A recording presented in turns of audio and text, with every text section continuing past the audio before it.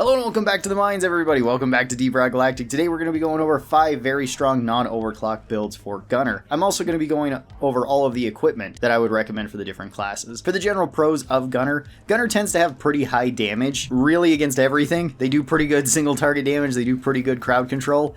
So against crowds you're good, against big targets like dreadnoughts you're also quite good. You also tend to have a lot of ammo, which is really nice. None of your weapons really run out that fast, at least your primary weapons. Secondaries can sort of run out a little bit quicker, but usually not that fast. So you're usually okay for skipping a resupply every once in a while.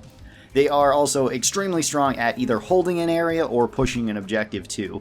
Gunner is probably the premier class for doing this because it is really difficult to move Gunner off of a particular object. They can sit on it for a very long time thanks to the high amount of damage and bullets they have, as well as their high survivability thanks to their shield. And the shield definitely lets you push objectives super hard.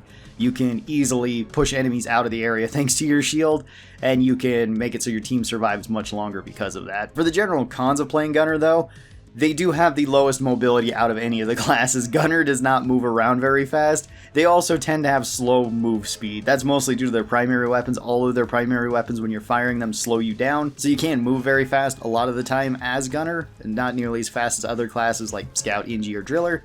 So you are a bit sluggish, and that makes it so if you're going to do solo missions, Gunner tends to be probably the slowest class to do those solo missions with. That's not necessarily a bad thing, it's just something to consider. And their low mobility is mostly due to them not really having a great mobility tool, at least in terms of fast movement. The zipline launcher is actually really good for the team, and it can be super strong on certain mission types, but it's undeniably slow to move from point A to point B, much slower than something like Scout's grapple hook, or Ingi's platform gun, or Driller's drills. All of those just get to places much faster than Gunner can, the majority of the time. So first up for equipment, let's actually talk about the suit and the pickaxe, because I think that these two are kind of overlooked by newer players, and they're really important for you to get some points into early on. The suit, I would argue, is probably the best thing to put your points into early on. So for this, I'm going to be using a site called Karl.gg. This is a free site that you could go to, and it's just a builder for BRT. I use it all the time, and it is super useful.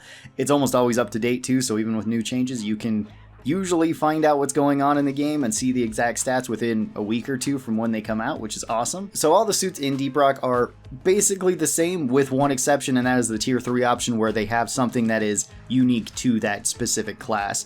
For Gunner in this case, it's the reactive armor, to where you take less damage from explosions. This is really useful for Gunner. It makes it so you can survive things like exploders blowing up directly on you. It makes it so you can survive detonator explosions sometimes, depending on how your build is and how much health you got. And it can also potentially help you with some friendly fire, like from the grenade launcher. So that can all be really nice to have, as well as grenades too. One other thing that I should mention about the armor too is that I would recommend that you fill out your armor completely.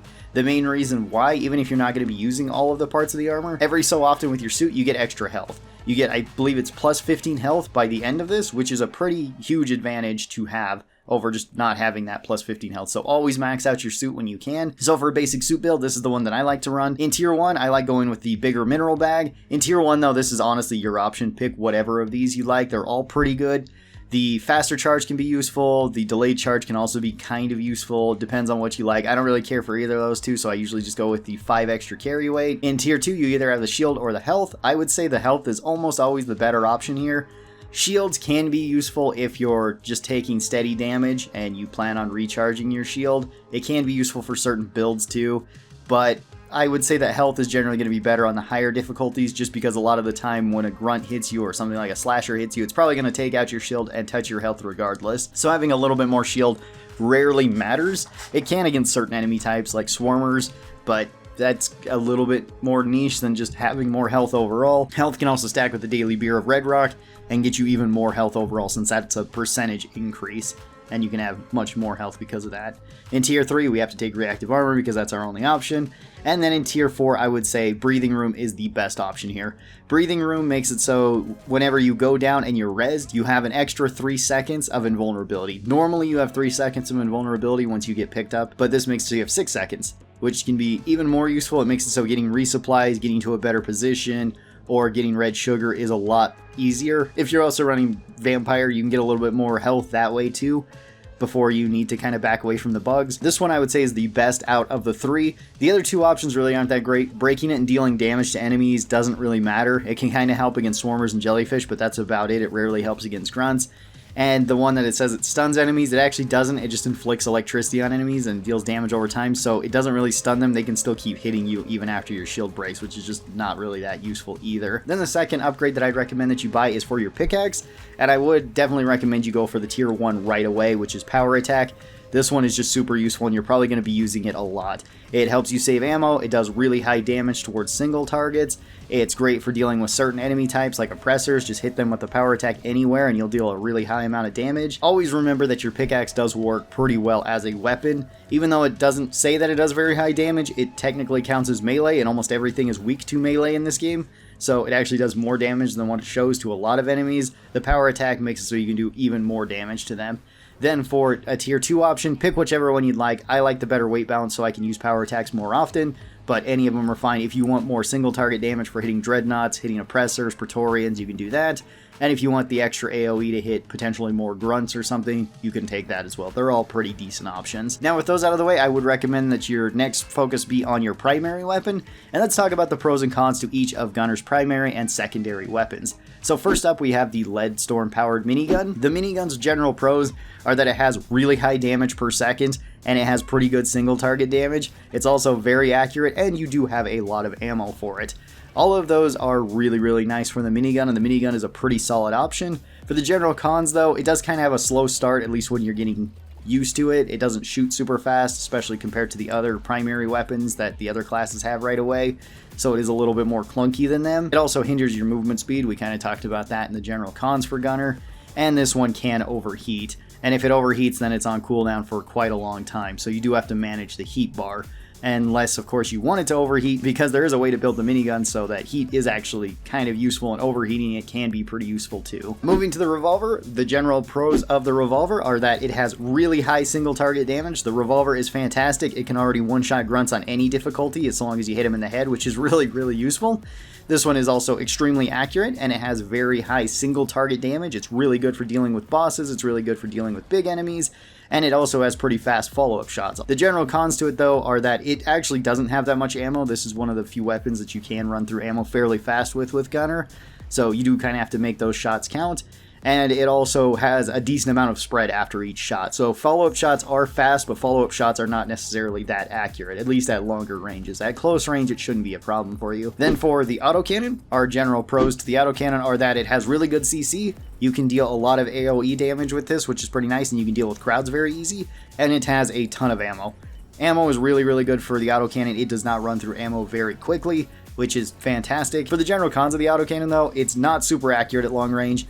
The spread is pretty bad, so firing this at long range is really difficult. It has a slow startup. The rate of fire will increase over time, so the longer you hold down the trigger, the faster you're going to get to that rate of fire, which is nice. But it does take a little while to do that, and it does hinder your movement speed. It also has a very slow reload. So reloading it manually can take some time. You can reload cancel the autocannon, which makes it a little bit quicker, but it's still not that fast. Going with the perk Born Ready really helps with this one, so then you don't have to reload it, since Born Ready will reload it in about the same amount of time once you put it away. For our secondary, we have the BRT Burst Pistol. For the general pros of the Burst Pistol, this one is very versatile. It actually works pretty well at every distance and kind of works well as a general purpose weapon for everything, where it does decent single target damage, it does decent crowd control, it's fairly accurate. General cons of this though is that it doesn't do really high damage, so you can't burst down things super quick with it. That can be sometimes a problem against really big enemies like spitballers that can be a little bit tankier, and it doesn't really specialize in anything like say the Revolver, the Coil Gun do. And then our third primary weapon is the Hurricane guided rocket system, and the general pros to the Hurricane are that it's very versatile. You can kind of use it in every role. It has good long range because you can guide the missiles wherever they need to go, and it does pretty good damage and damage per second. It kind of fits in a general everything sort of role for a primary weapon. For the cons though, it can be a little bit difficult to get used to the missiles for newer players, because it is just attached to your reticle, so wherever you're looking, that's where your rocket's going to go, which means you can accidentally fly this into allies pretty easily, and it also has kind of a slow reload. It's not as slow as the autocannon, but it is still kind of slow, so it's not super quick to get back into the fight, unless again you're using like Born Ready, which can be really useful for this. For our third secondary weapon, we have the Coil Gun, and the Coil Gun's general pros are that it has really high single target damage, which can be really nice. It has very long range as well. So long as you can see something, you can probably hit it. And even if you can't see something, you can also potentially hit it, because this one has ground penetration. So you can punch through different terrain with this, no problem, and hit enemies. This can be really useful if teammates get grabbed by leeches. That way you can just fire it right through and potentially hit them. Same thing goes with grabbers or sand sharks or really anything. It's also really easy to apply extra damage to big single targets through walls too if a teammate has already pinged something. For the general cons of this weapon though, is that it does have slow follow-up shots. You only get one shot before you have to reload, then you have to charge it and fire it again. It also somewhat has a slow reload speed. That can be remedied though if you pick faster reload speed with it. So now that we've gone over all the pros and cons to all the primary and secondary weapons, let's talk about some builds that I recommend for Gunner. And our very first one is going to be our beginner build. This one is going to be using the Minigun and the Revolver. So in Tier 1, we're going with a less base spread. This just makes it so we can have a tighter spread pattern when it's fully maxed out. You can honestly take whatever you'd like in Tier 1 though. They're all pretty good for the Minigun. I like this one the best just because it makes it so if I have to shoot at longer ranges, I can be even more accurate. It makes it so picking off things at a distance like web spitters and acid spitters can be really nice. In Tier 2, I'm going with extra damage. Damage or ammo are both really good for the minigun. Pick whichever one of these you would like. In Tier 3, I'm going with blow-through rounds. This allows me just to punch through an additional enemy so I can deal even more damage and damage per second. You could also go with the stun or the armor breaking here in Tier 3 though. They're both pretty good too. If you're taking this on like a dreadnought mission, armor breaking is really nice there, since at least then you can break the armor of the twins. In Tier 4, I'm going with a faster spin up. Tier 4 is your choice though. All of them in Tier 4 are really good. The faster spin up I just like so that the minigun doesn't take as long to get started. And this one just makes it feel a little bit more consistent for me. So I'm not waiting for the minigun to actually start up when crowds show up. And then in Tier 5, I'm going with Cold as the Grave. Cold as the Grave makes it so that every time that we kill something with the minigun, it cools down the minigun. This just makes it so I can have a longer rate of fire overall, but all of the options in Tier 5 are really good. Fire bullets can be really nice for putting extra damage onto targets. It doesn't really work against dreadnoughts, but it can work against basically everything else. And then the aggressive venting can be really useful if you find yourself overheating the minigun a lot, because it makes it so you can have extra fire damage when you do overheat, at least everything directly around you, and it makes it so your cooldown is much faster if you do overheat, which can also be nice. Then for the Bulldog Heavy Revolver, I'm going with this build, which is faster reload in Tier 1. I really like this so that we can just be in the fight a little bit faster with the revolver. If you don't like that and you want the better accuracy, you can take that one though. In Tier 2, I'm going with extra bullets. That way I can just use this more often. You could go with extra damage here too. Extra damage plus 1 ammo is also pretty common to take. I usually just like having more bullets so I can use this more often. In Tier 3, I'm going with weak spot damage. This makes it so we go up to 60% bonus damage when we hit weak spots with the Bulldog Heavy Revolver, which does hit things really hard. It makes it so you can one-shot even more enemies with the revolver, which is really, really nice. Then in Tier 4, I'm going with extra ammo in that one. But you could go with damage here. Tiers 2 and 4, you can switch around if you want damage and ammo, or if you want just 1 damage, 1 ammo. Then in Tier 5, I'm going with Deadeye. This makes it so I don't have any accuracy penalty when I'm moving. So if I do need to pull this out and shoot something like a Tri-Jaw or a Leech or something, I'm going to be pretty accurate upon hitting that. And the general way that I like to use this build is I'm going to use the minigun towards the majority of enemies. I'm going to be using the revolver for longer range enemies and probably just to run around with. Because if there is just a single grunt, if there is a single web spitter, acid spitter, I can just pick them off with the revolver. And then if there's bigger crowds, I can use the minigun for this. Moving on to build 2, we're actually going to be using the autocannon and the coil gun as our weapons. And for the autocannon, I would recommend this build, which is going with extra ammo in Tier 1. The extra ammo with the autocannon is awesome. It makes it so you basically never run out of shots with this, which can be really, really good on very long missions. That it can also make it so that other teammates can pick up extra resupplies because you probably won't need them. In Tier 2, we're going with the faster rate of fire upon startup. This one just makes it so that the autocannon is a little bit quicker to actually get going. You could go with the higher rate of fire at top speed though. That was also pretty good in Tier 2 if you don't mind the slow rate of fire at the start. I like the faster rate of fire getting up. I find that it's a little bit more useful if crowds start really running towards me. In Tier 3, I'm going with more single target damage, but all of them in Tier 3 are really good. Pick whichever one you'd like. More single target damage makes it so I can deal a little bit more damage towards big enemies, and I can kill waves of grunts a little bit faster. Extra AoE also helps for killing waves of grunts.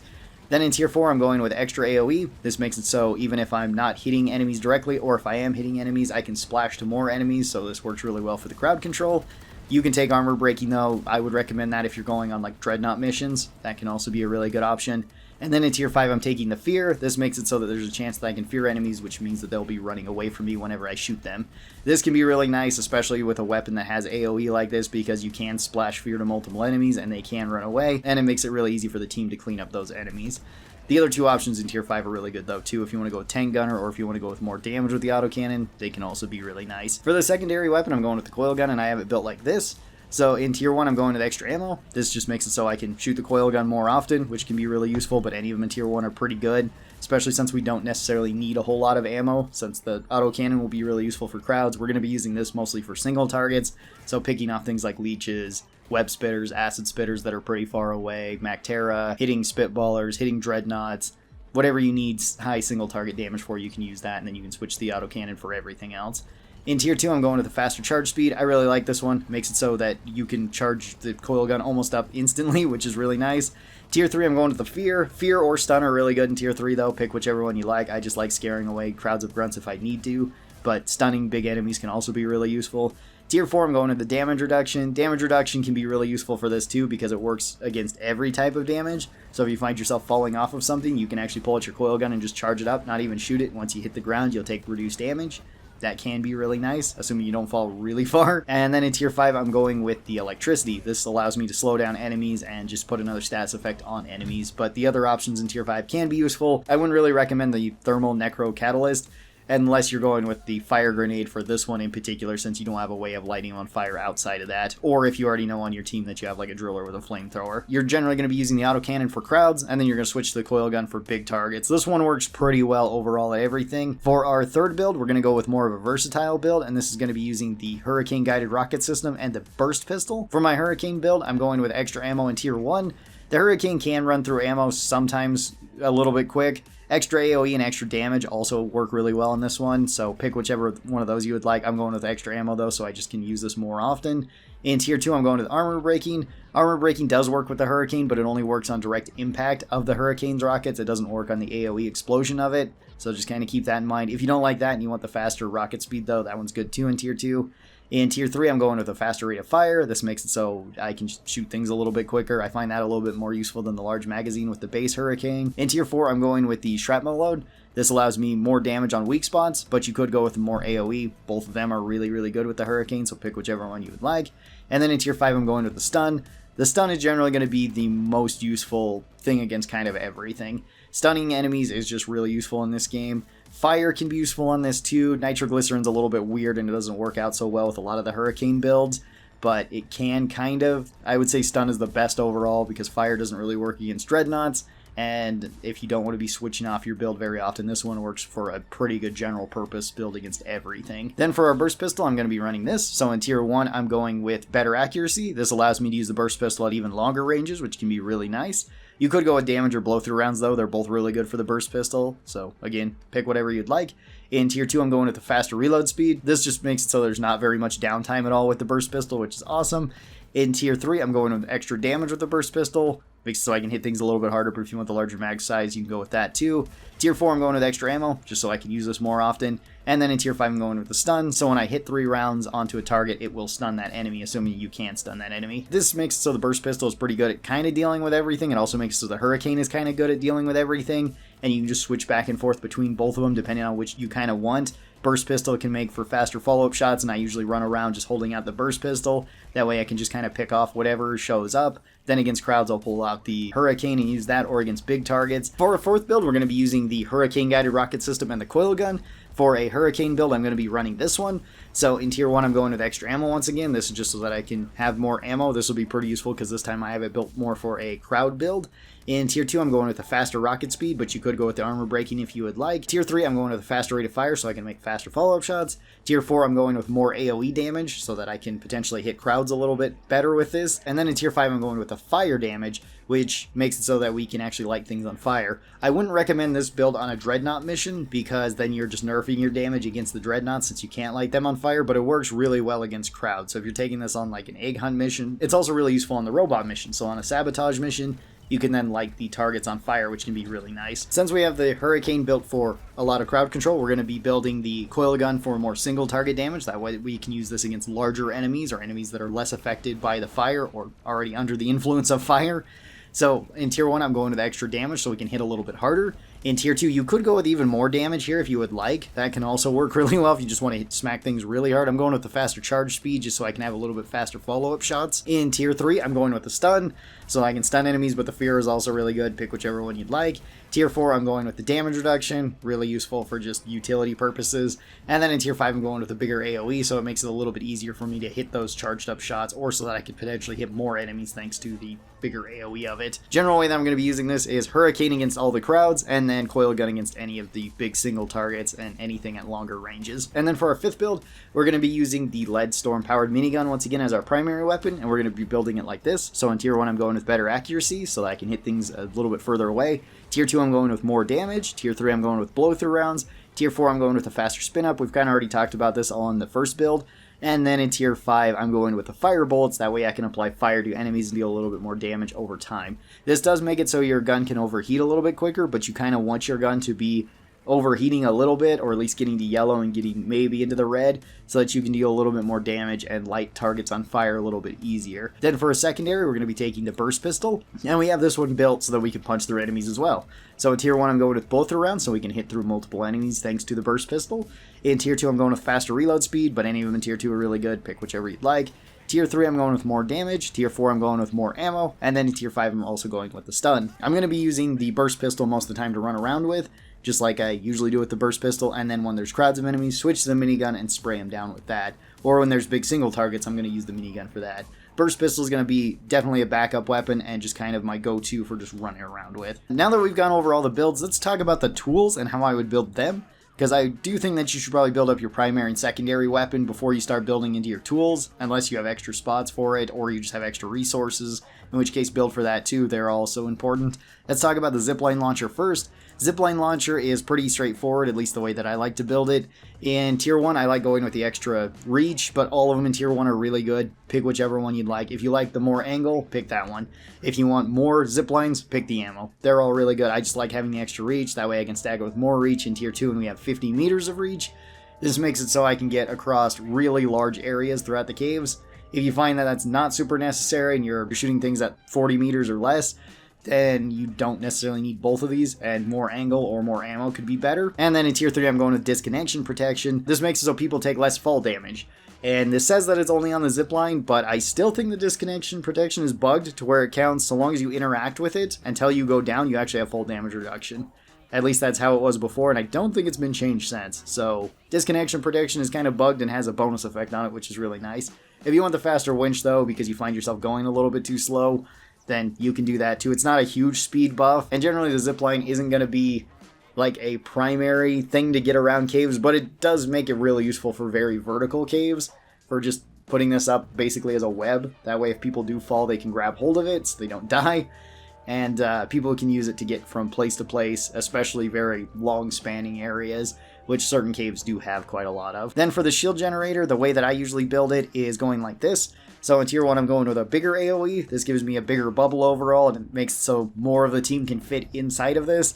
This can really help for pushing objectives. It can also really help for pushing bugs away. The shield is arguably the best, or one of the best items in the entire game, because it just allows you to survive so well. You can throw it down and this builds up your shield. It also helps out allies in the same way, and it makes it so rezzing is super easy, because most of the time enemies cannot knock you out of a res when you're healing, with the exception of rollers and robots. I believe those are the only two that can actually knock you out of it. Then in tier 2 and tier 3, I like going with the extra duration on the shield. I find that these two are really, really useful because it just allows you to hold the objective the longest. It allows you to res up to 2 people.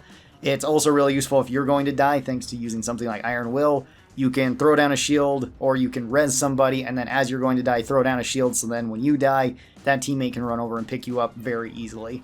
So having the extra duration, I would definitely recommend. Some people like to build it with a faster charge speed too. That can also work if you want to be using your shield more often, but you do only have the 4 shields, so I find just duration is a little bit better.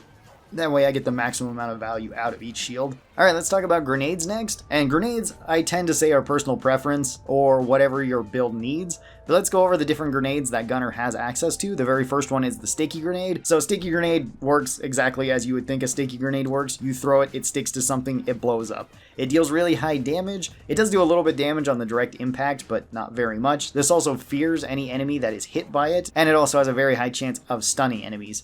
This one also has a decent AoE. You get 6 of these, which can be pretty useful. The sticky grenade is not necessarily a grenade I go for super often, but it can be pretty useful, and it is very straightforward, so it's pretty easy to get used to overall for Gunner. Our second grenade option is incendiary grenades. These ones work like Molotovs do in basically any other game. You throw it out, it explodes on the ground, it deals fire. Anything running across the fire can get lit on fire and takes damage over time. This one's really good for crowd control. It can be really useful on fire builds for Gunner. You can build full fire with Gunner right away. You can also use it with certain overclocks. Once you get them, like volatile bullets, it can trigger really easily. And this one's also really good for dealing with turrets as well, because if you throw this and it hits just near turrets, and so long as the turret's active, then it's going to light itself on fire, and once the robots light on fire, they just die instantly. You do only get 4 of these though, so not a whole lot, but they can still be pretty useful. Your third option is cluster grenades. Cluster grenades are just one big grenade that you throw out, and then it blows up and spits out a bunch of little bomblets that also explode. These are affected by gravity, so low gravity missions, this one can be a little bit dangerous to use because the explosion radius will get further away. These ones deal okay damage and okay damage per second. These are mainly used for crowd control, and they also have a really high chance of stunning enemies, so if you throw it directly underneath something big, there's a really good chance you're going to stun it like a Praetorian. And then your fourth option for grenades is the tactical lead burster. This is your gun grenade. You throw this out, it sticks into the ground, and then it just starts firing bullets all around it. This has a very high chance of hitting yourself, hitting friends too, but it doesn't do a whole lot of damage so long as you're not standing really close to it. And it can do a lot of damage per second. It does really well against killing bulk detonators, because if you throw 2 of these underneath a detonator, you can kill the detonator on any difficulty, assuming that you get good spread and the detonator doesn't move at a weird angle, or the grenade isn't at a weird angle. These ones can be a little bit finicky, but they can be really, really strong for crowd control, and they're definitely a spectacle to look at. They're one of my favorites, if not my favorite grenade in the entire game, because they are just so strange. Like I said, generally grenades are your choice. Pick whichever you think you need for your loadout. In general, gunners are very straightforward. If you feel like you need more single target damage, sticky grenades. If you want to have fire and cut off an area, incendiary grenades. If you want to have more stuns and AoE, cluster grenades. If you want to have random bullets, well, kind of RNG dictates your grenade's life, tactical lead bursters are good for you. And then last, we need to talk about perks for Gunner too. For passive perks, for Gunner, I would recommend that you go with Resupplier right away. Resupplier is arguably the best passive perk in the game, since it just allows you to get resupplies faster, which can be really useful if your team is dying. Breathing room, like we talked about on your suit, you can always guarantee a resupply, assuming you don't get knocked away from the resupply or grabbed from the resupply. So that makes it so you can get right back into the fight, which can be really useful. It also works as a born ready option so that you can reload all of your weapons. That's really useful, and it gives you more health overall, so you get more survivability. Really, really good all the way around. Second passive perk that I'd recommend is Born Ready. Born Ready for Gunner is really good unless you're using the Minigun. Minigun doesn't benefit from Born Ready, but it does benefit the Autocannon and the Hurricane a lot. This makes it so once it's maxed out and you put away your weapon, then after 5 seconds, it will reload that weapon. And this counts for all of your equipment, so this is primary, secondary, and your zipline launcher. Thorns would be another option that I could recommend for Gunner. This just makes it so that if something hits you, then it takes damage in return. Gunner's already fairly tanky, so you may be able to just ignore small things hitting you because of this, which can be really nice. That's just a quality of life perk. Other options could include something like Vampire, where anytime that you melee kill something, you get health back. Can be really good with Iron Will and just make it so you have more health overall. And if you are going with a minigun and you're like, I don't really need Born Ready, Sweet Tooth is another really good option. So then you can have extra mobility thanks to Red Sugar, and you just get more health back from Red Sugar. And then for active perks, I would recommend Dash and Iron Will for Gunner. These ones are really, really good for Gunner. Dash is fantastic. It gives you extra mobility. Gunner is sort of lacking in mobility, and this makes it really easy for you to run away from certain situations. It's an extremely straightforward active perk where you just hit dash twice and then you can sprint away. This also kind of gets rid of slows, or at least overrides slows for the duration of dash. And then the second one, Iron Will, is arguably one of the best perks in the game because it allows you to reset the team once again. So once everybody's down, then you can use this and you can get back up. You can go pick somebody up, or you can pick yourself up thanks to Vampire or getting Red Sugar or getting a resupply. and it just makes it so you get more resets overall. Something I'd recommend on basically every class. If you're playing solo, then maybe Iron Will isn't the best option, and you could go with something like Berserker or something like Beastmaster. Those can be really good too. But in multiplayer, Iron Will is really, really nice. And those would be the 5 builds that I'd recommend for Gunner and complete loadouts for them. Hopefully this kind of helped you guys out. If you have any other questions, feel free to ask me down in the comments below. I'd love to hear them. Thank you guys so very much for watching this, and I will talk to you guys next time. Bye-bye, everybody!